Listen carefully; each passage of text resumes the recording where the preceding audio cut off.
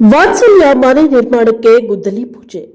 ಶ್ರೀ ಕ್ಷೇತ್ರ ಧರ್ಮಸ್ಥಳ ಗ್ರಾಮಾಭಿವೃದ್ಧಿ ಯೋಜನೆ ಬಿಸಿ ಟ್ರಸ್ಟ್ ವತಿಯಿಂದ ಸಿಂಧನೂರು ತಾಲೂಕಿನ ಪಿಡಬ್ಲ್ಯೂಡಿ ವಲಯದ ರೈತನಗರ ಕ್ಯಾಂಪ್ನ ಮಾಶಾಸನ ಫಲಾನುಭವಿ ತಿಪ್ಪಮ್ಮ ಅವರಿಗೆ ವಾತ್ಸಲ್ಯ ಮನೆ ಮಂಜೂರಾಗಿದ್ದು ಗುದ್ದಲಿ ಪೂಜೆಯನ್ನು ನೆರವೇರಿಸಲಾಯಿತು.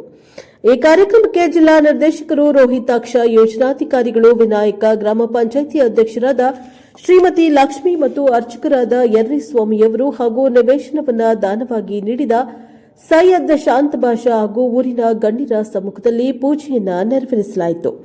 ಈ ವೇಳೆ ಜಿಲ್ಲಾ ನಿರ್ದೇಶಕರಾದ ರೋಹಿತಾಕ್ಷ ಅವರು ಮಾತನಾಡಿ, ಪ್ರಸ್ತುತ ವರ್ಷ ತೀರಾ ನಿರ್ಗತಿಕರ ಫಲಾನುಭವಿಗಳನ್ನು ಗುರುತಿಸಿ ಮಕ್ಕಳು ಇಲ್ಲದವರು, ದುಡಿಯಲು ಶಕ್ತಿ ಇಲ್ಲದವರು, ಅವರಿಗೆ ಯಾವುದೇ ರೀತಿಯ ಸಹಾಯ ಸಿಗದೆ ಅವರ ಜೀವನಕ್ಕೆ ಆಧಾರನೇ ಇಲ್ಲದಂತ ಸದಸ್ಯರನ್ನ ಗುರುತಿಸಿ ವಾತ್ಸಲ್ಯ ಕಾರ್ಯಕ್ರಮ ಅಡಿಯಲ್ಲಿ ವಾತ್ಸಲ್ಯ ಮನೆ ನಿರ್ಮಾಣ ಮಾಡುತ್ತಿದ್ದು, ಅವರಿಗೆ ಸುಖ ಜೀವನ ನಡೆಸಲು ಸೂರು ಕಟ್ಟಿಕೊಡುವ ಮೂಲಕ ಬದುಕಲು ಹುಮ್ಮಸ್ಸು ತುಂಬುವಂತ ಕೆಲಸ ಶ್ರೀ ಕ್ಷೇತ್ರ ಧರ್ಮಸ್ಥಳ ಗ್ರಾಮಾಭಿವೃದ್ಧಿ ಯೋಜನೆ ಮಾಡುತ್ತಿದೆ ಎಂದು ಮಾಹಿತಿಯನ್ನ ನೀಡಿದ್ದಾರೆ.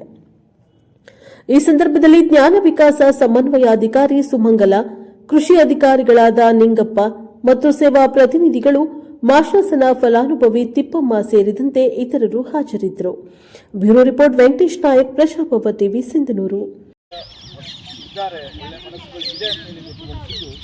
ಸಿಂಧನೂರು ತಾಲೂಕಿನ ಈ ಒಂದು ಕಾರ್ಯಕ್ರಮದಲ್ಲಿ ಬಹುಮುಖ್ಯವಾಗಿ ಎಲ್ಲರಿಗೂ ಗೊತ್ತಿರುವ ಹಾಗೆ ಧರ್ಮಸ್ಥಳದ ಅನೇಕ ಕಾರ್ಯಕ್ರಮದಲ್ಲಿ ಧರ್ಮಸ್ಥಳ ಅಂತ ಹೇಳಿದರೆ ಅದೊಂದು ಎಲ್ಲರಿಗೂ ಕೊಲ್ಲುವಂಥ ಕ್ಷೇತ್ರ. ಅದಕ್ಕೆ ಈ ಧರ್ಮ ಆ ಧರ್ಮ ಯಾವುದು ಧರ್ಮ ಇದೆ. ಪೂಜ್ಯರು ಒಂದು ಮಾತು ಹೇಳ್ತಾರೆ, ಯಾರು ಕಷ್ಟದಲ್ಲಿದ್ದಾರೋ ಅವರೇ ನಿಜವಾದ ಧರ್ಮ, ಯಾರು ಕಣ್ಣೀರು ಹಾಕ್ತಾ ಇದ್ದಾರೋ ಕಷ್ಟದಲ್ಲಿ ಅವರು ನಮ್ಮ ಜಾತಿಗಳು ಅಂತೇಳಿ ಹೇಳ್ತಾರೆ. ಹಾಗಾಗಿ ಜಾತಿ ಧರ್ಮಗಳು ಅದು ಬೇರೆ ಬೇರೆ, ಅದು ನಮಗೆ ಸಂಬಂಧಪಟ್ಟದ್ದಲ್ಲ, ಅದು ಅವರವರ ಮನಸ್ಸಿನ ದೇವರಿಗೆ ಸಂಬಂಧಪಟ್ಟದ್ದು. ಆದರೆ ಮನುಷ್ಯ ಕೂಡಿಕೊಂಡು ಬದುಕಿದರೆ ಸ್ವರ್ಗ ಅಂತ ಹೇಳುವಂಥದ್ದು. ಬಹುಶಃ ಎಲ್ಲ ಧರ್ಮಗಳಲ್ಲೂ ಏನು ಹೇಳ್ತಾರೆ, ನಾನು ಮಾಡು ಮತ್ತೊಬ್ಬರಿಗೆ ಸಹಾಯ ಮಾಡು ಅಂತ ಹೇಳುವಂಥ. ಹಾಗಾಗಿ ಇವತ್ತು ಈ ಧರ್ಮಸ್ಥಳ ಗ್ರಾಮಾಭಿವೃದ್ಧಿ ಯೋಜನೆಯಲ್ಲಿ ಈಗ ಉಳ್ಳವರಿಗೆಲ್ಲ ವ್ಯವಸ್ಥೆಗಳು ಮಾಡಿಕೊಡುವಂಥ ವ್ಯವಸ್ಥೆ ಇದೆ.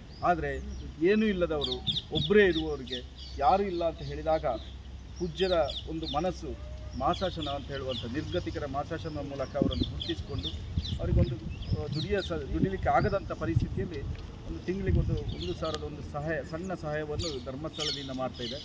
ಇದು ಇವರು ಒಬ್ಬರಲ್ಲ, ಇಂಥವರು 17,000 ಮಂದಿ ರಾಜ್ಯದಲ್ಲಿ ಗುರುತಿಸಿ ಪ್ರತಿ ತಿಂಗಳು ಅವರನ್ನು ಪೋಷಣೆ ಮಾಡುವಂಥ ಕೆಲಸ ಧರ್ಮಸ್ಥಳದಿಂದ ನಡೀತಾ ಇದೆ.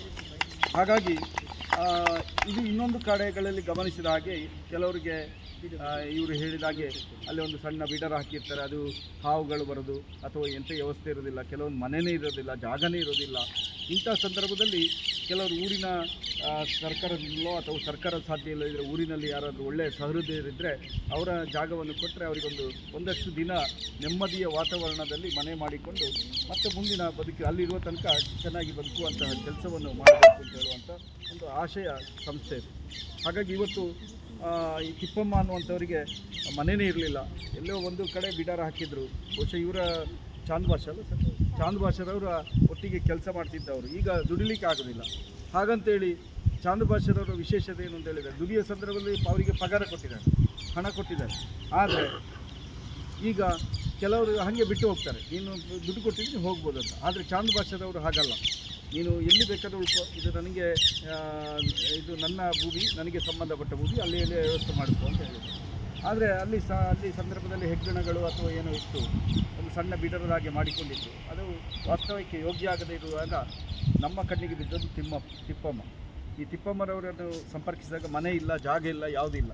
ಅಂಥ ಸಂದರ್ಭದಲ್ಲಿ ಚಾಂದ್ ಭಾಷರವರು ನೀವು ಮನೆ ಕಟ್ಟಿಕೊಡೋದಾದರೆ ನಾನು ಒಂದು ಸಣ್ಣ ಜಾಗವನ್ನು ಕೊಡ್ತೇನೆ ಅನ್ನುವಂಥ ಒಂದು ಮುಂದೆ ಬಂದು ಇವತ್ತು ಈ ಒಂದು ಕಾರ್ಯಕ್ರಮಕ್ಕೆ ಮುಖ್ಯ ಭೂಮಿಕೆಯಲ್ಲಿ ಅವರಿದ್ದಾರೆ. ಅವರನ್ನು ವಿಶೇಷವಾಗಿ ನಾನು ಧರ್ಮಸ್ಥಳದ ಪರವಾಗಿ ಅಭಿನಂದಿಸ್ತೇನೆ. ನಿಮ್ಮ ಅಲ್ಲಾಹು ದೇವರು ಖಂಡಿತವಾಗಿ ಇದಕ್ಕೆ ನಿಮಗೆ ನಿಮ್ಮ ಕುಟುಂಬಕ್ಕೆ ಒಳ್ಳೆಯದು ಮಾಡೇ ಮಾಡ್ತಾರೆ ಅನ್ನುವಂಥ ಒಂದು ಭರವಸೆಯನ್ನು ವ್ಯಕ್ತಪಡಿಸ್ತಾ, ತಿಪ್ಪಮ್ಮರವರಿಗೆ ನಿಮ್ಮೆಲ್ಲರ ಪ್ರೀತಿಯ ಶುಭ ಹಾರೈಕೆ ಇರಲಿ. ಈಗ ಮನೆ ಸ್ಟಾರ್ಟ್ ಆಗ್ತಾಯಿದೆ. ಬಹುಶಃ ಮೇಸ್ತ್ರಿಯವರು ಕೂಡ ಒಳ್ಳೆಯ ಮನಸ್ಸಿನವರು, ಪೂಜಾ ಬನ್ನಿ ಸರ್, ಅವರು ಬಂದಿದ್ದಾರೆ. ಅವರ ಹೆಸರು